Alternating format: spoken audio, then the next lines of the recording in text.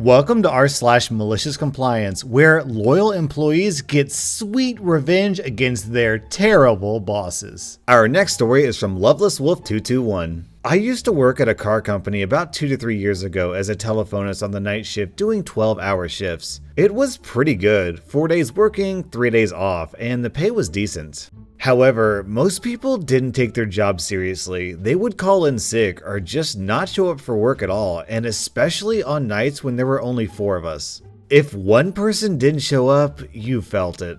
I was a star employee. I showed up early, logged in, and started working usually from 6:30. I never took a sick day. Changed my holidays to fit the company's needs, and worked any overtime they needed me to work. I was so dedicated to my role that I had worked on multiple occasions 18 to 24 hours, as people wouldn't show up for shifts and they needed cover. It was my first real job, and I believed in the company.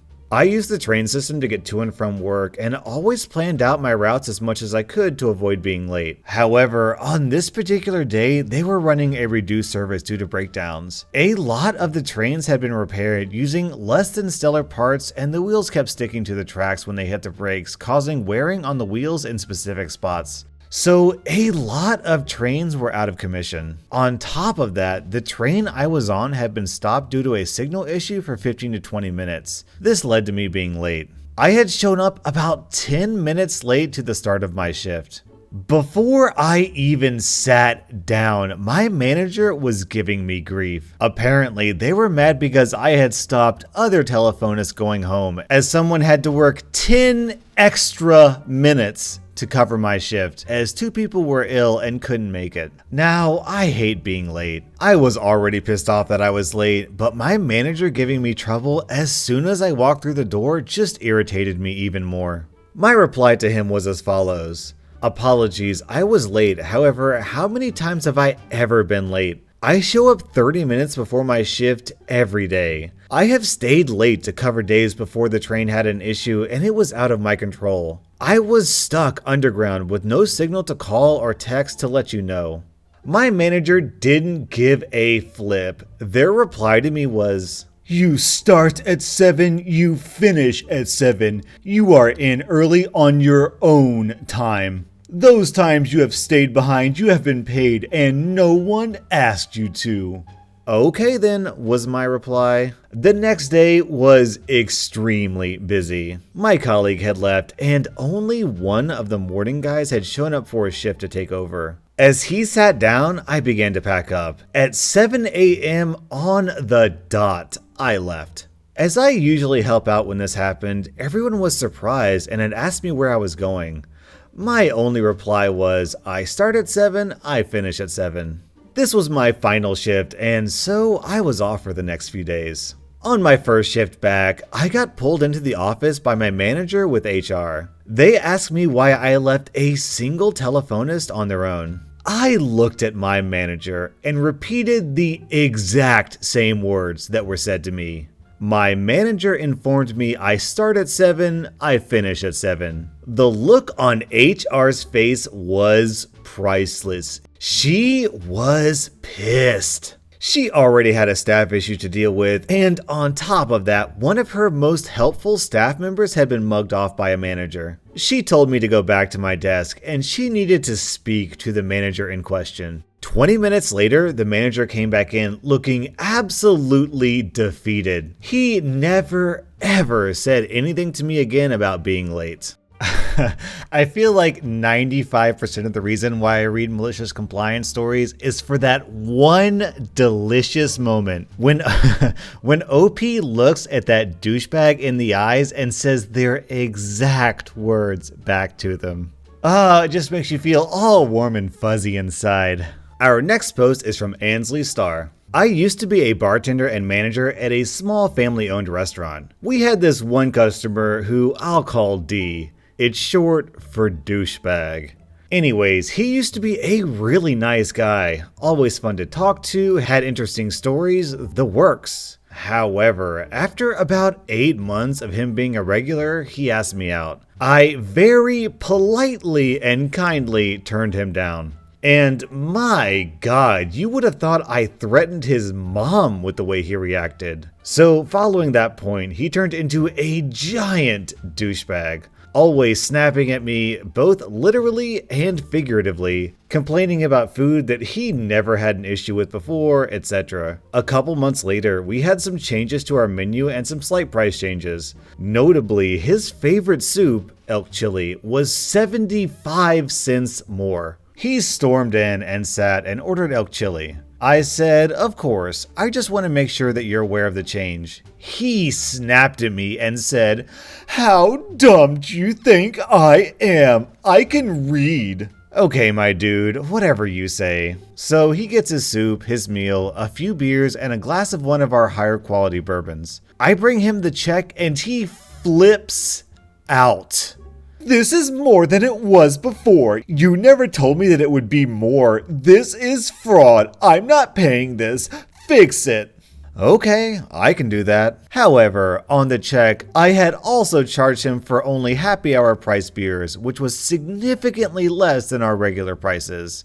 Happy hour ended before he even got there. I also charged him for a lower quality bourbon by the same company. Please note, the owner was okay with that since he was technically a regular and had spent a lot of money there. So I fixed his check for him, but I fixed all of it. The new check was about $15 more than it was before. He was so mad, he was lost for words. And I took that time to show him how I fixed his check. He never came back on nights I was working after that. I don't work there anymore. I wonder how he's doing. Well, OP, my guess is that he's off making waitresses miserable on other shifts because, to be honest, he sounds like a grade A D-bag. Our next post is from Bright Ninja. Let me first say, I have been a lurker here for quite some time and always enjoy your stories, especially when you stick it to stupid bosses. This happened some time ago, but I think it would fit here. These are the actors. Bob, my boss at the time, old. Can't keep up with technology, but had been with the company for a long time and so got to be my boss. Hans, the hero of the story. Friend from school who works in the same company but in management, but in a different department. Helped me get this job 4 years prior.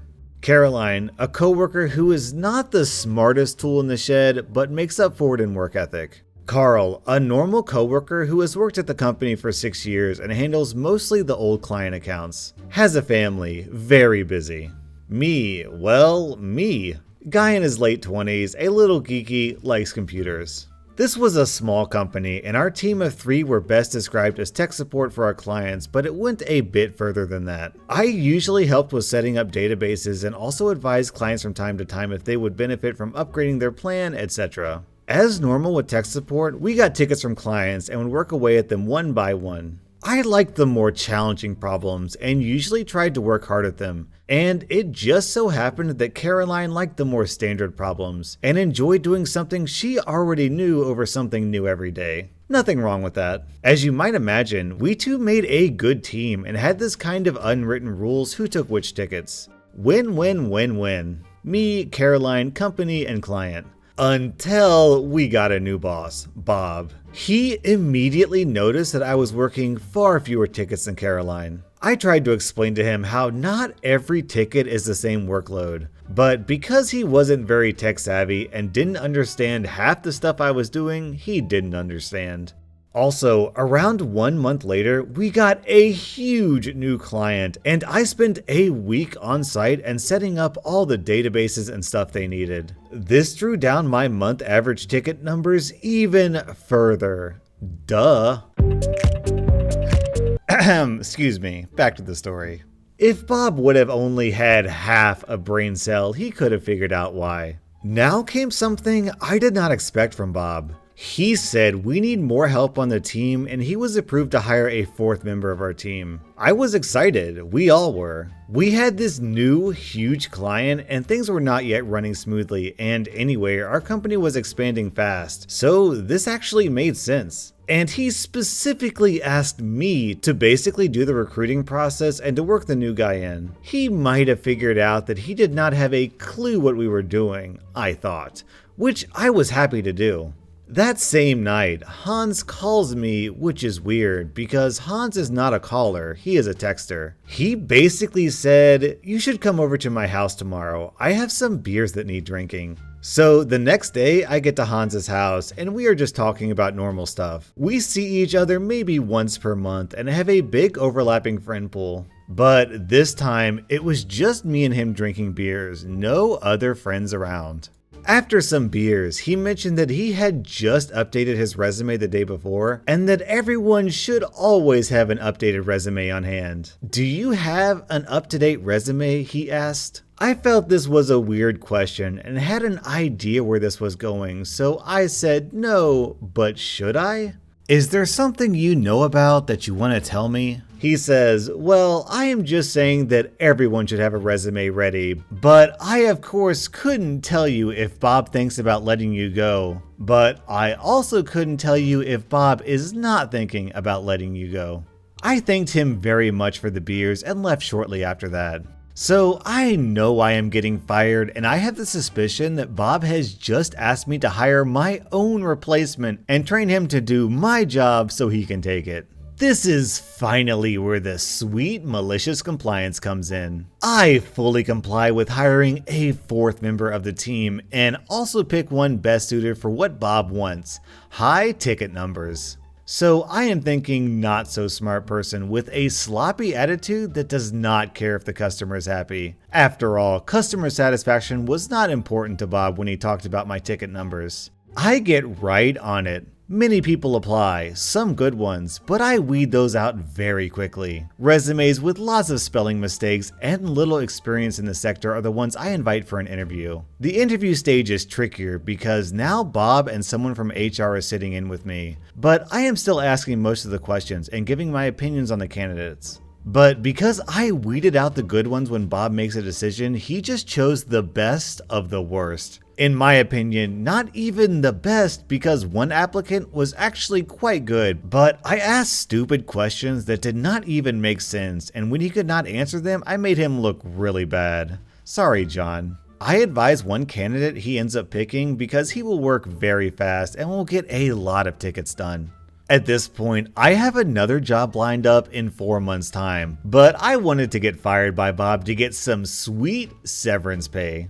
After 2 months of training Mr. New Guy, I have just shown him how to do basic tickets, which he can do quite well and fast, but makes a lot of mistakes with, and have let the hard ones slowly build up.